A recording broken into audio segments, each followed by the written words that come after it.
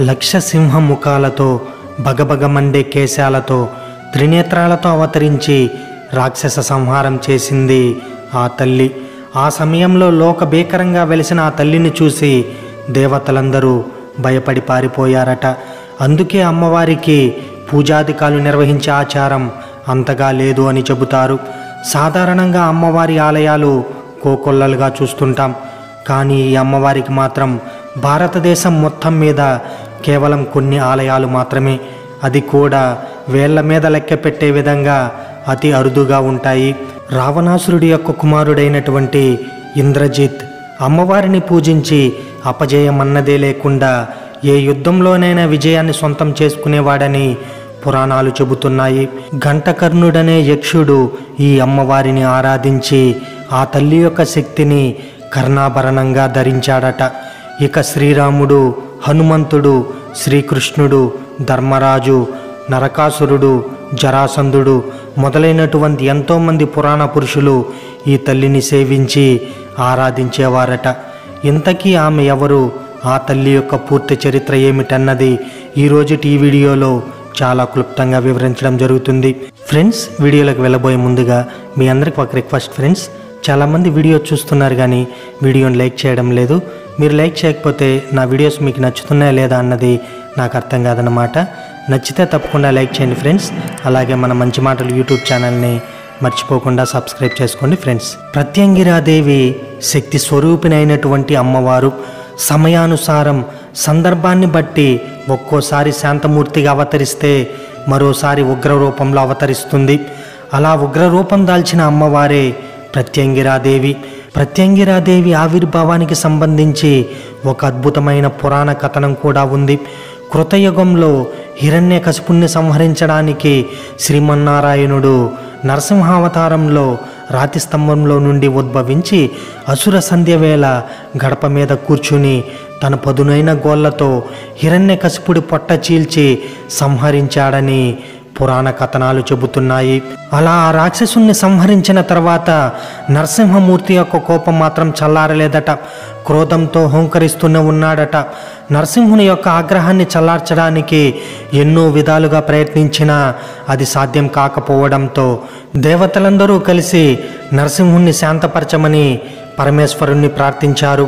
ఆ ప్రయత్నాల్లో పరమేశ్వరుడు వీరభద్ర అవతారాల్లో నరసింహుని ముందుకు వచ్చి నరసింహుని కోపాన్ని చల్లార్చాలని ప్రయత్నించాడు. అయితే నరసింహమూర్తి శాంతించలేదు సరికదా, మరింత కోపంతో హూంకరిస్తూ అష్టముఖ గండ బేరుండమూర్తి అవతారంతో పరమేశ్వరుని మీదకు ఉరికాడు. అప్పుడు పరమేశ్వరుడు శరభావతారంతో గండబేరుండమూర్తిని ఎదుర్కొంటాడు. ఆ సందర్భంలో సర్వేశ్వరుని యొక్క రెక్కలలో ఒక రెక్కలో శూలిని మాత, మరో రెక్కలో మహాప్రత్యంగిరా శక్తులు దాగి ఉన్నాయని చెబుతారు. గండబేరుండమూర్తికి సర్వేశ్వరునికి జరుగుతున్న పోరులో అష్టముఖ గండబేరుండమూర్తి తన వాడి అయినటువంటి ముక్కుతో సర్వేశ్వరుని ముక్కలు చేయడానికి ప్రయత్నించాడట.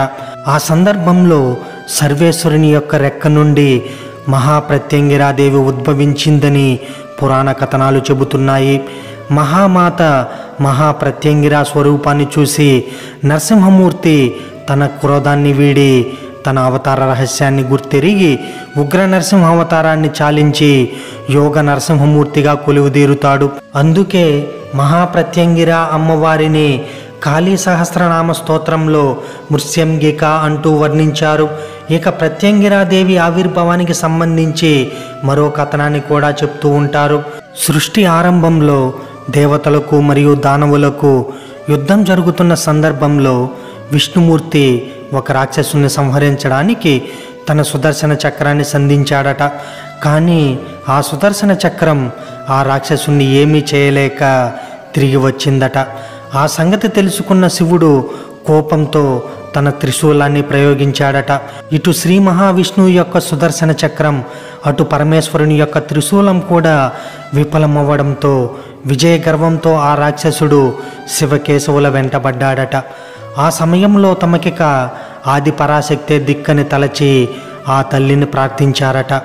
అప్పుడు ఆది పరాశక్తి లక్ష సింహ ముఖాలతో అతి భయంకరంగా ఆవిర్భవించి రాక్షసుణ్ణి అతడి సైన్యాన్ని సంహరించిందట. ఆ సమయంలో అమ్మవారు ఎలా అవతరించిందంటే ఆకాశాన్ని తాకే భారీ శరీరంతో, కారు చీకటి లాంటి నల్లని రంగుతో, 1000 సింహపు తలలతో, మొదటి 4 చేతులలో ఒక చేతిలో త్రిశూలం, మరో చేతిలో సర్పం, డమరుకం, మరో చేతిలో ఈటె, కత్తి, మరో చేతిలో అసురుని శిరస్సు, మిగతా అన్ని చేతులలోనూ విభిన్నమైన ఆయుధాలతో, మెడలో కపాలమాలతో, అత్యంత పొడవైన కేశాలతో 4 సింహాల స్వర్ణరథం మీద ఉద్భవించిందట. ఆ స్వర్ణ రథాన్ని లాగే 4 సింహాలను 4 వేదాలుగా కొందరు సాధకులు చెబుతుంటే, మరికొందరు మాత్రం 4 పురుషార్థాలుగా చెబుతుంటారు. ఇంకొందరు 4 ధర్మాలుగా చెబుతారు. ప్రత్యంగిరాదేవి ఉద్భవించిన సరస్సు నేటికి కూడా హిమాచల్ ప్రదేశ్లో ఒక రహస్య ప్రదేశంలో ఉందని, ఆ సరస్సులో ఉన్న నీరు పసుపు పచ్చ వర్ణంలో ఉంటాయని, అలాగే ఆ సరస్సుకు ఇరువైపులా సింహాల గుంపు కాపలాగా ఉంటాయని సాధకులు చెబుతారు. ఇంత భీకరంగా ఆవిర్భవించిన ప్రత్యంగిరా మాత మహామంత్ర బీజాలను మొట్టమొదట దర్శించిన ఋషులు అంగీరస, ప్రత్యంగిర. ఈ మహా ఋషులు ఇద్దరు తపస్సులో ఉండగా శూన్యం నుండి ఉద్భవించిన ప్రత్యంగిర బీజాక్షరాలను వారిరువురు తమ యోగ దృష్టితో దర్శించారట. అందువలన ఆ ఇద్దరు ఋషుల కలయికతో ఆ బీజాక్షరాలకు ఇలా అంగీర అనే పేరు స్థిరపడిందని పురాణాలు చెబుతున్నాయి. అందువలన ఆ ఇద్దరి పేర్లతో ఈమెను ప్రత్యంగిర అని పిలుస్తుంటారు. ప్రత్యంగిర అంటే ఎదురు తిరిగే దేవత అన్న అర్థం కూడా ఉంది. ఎవరైతే మనకి హాని తలపెడతారో వారికి తిరిగి హాని తలపెడుతుంది కాబట్టి ఆ పేరు వచ్చిందంటారు. అందుకే దుష్ట శక్తులు పీడిస్తున్నాయని భయపడుతున్నవారు, చేతబడి జరిగిందనే అనుమానం ఉన్నవారు ఈ అమ్మవారిని పూజిస్తే ఎలాంటి తంత్రమైనా మన మీద పనిచేయదు అని అంటుంటారు. ప్రత్యంగిరాదేవికి మరో ప్రత్యేకత కూడా ఉంది. అదే నికుంభల హోమం. ఈ హోమాన్ని చేసిన వాళ్ళు ఎలాంటి విజయాన్నైనా అందుకుంటారట. అందుకనే రావణాసురుడి యొక్క కొడుకు ఇంద్రజిత్తు ఈ హోమాన్ని చేసేందుకు ప్రయత్నించినట్లు రామాయణంలో పేర్కొన్నారు. ఆ హోమాన్ని ఆపేందుకు సాక్షాత్తు హనుమంతుడే దిగి రావాల్సి వచ్చింది. కుంభకోణంలో ఉన్న ప్రత్యంగిరాదేవి ఆలయంలో ఇప్పటికీ ప్రతి అమావాస్యలోనూ ఈ హోమాన్ని చేస్తారు. ఇందుకోసం పళ్ళు, కూరగాయలు, పట్టుచీరలు, ఎండుమిర్చి లాంటి 108 రకాల వస్తువులను ఉపయోగించడం విశేషం. ఈ హోమంలో ఎండుమిర్చి వేసిన దాని ఘాటు చుట్టుపక్కల వారికి తెలియకపోవడం ఓ వింత.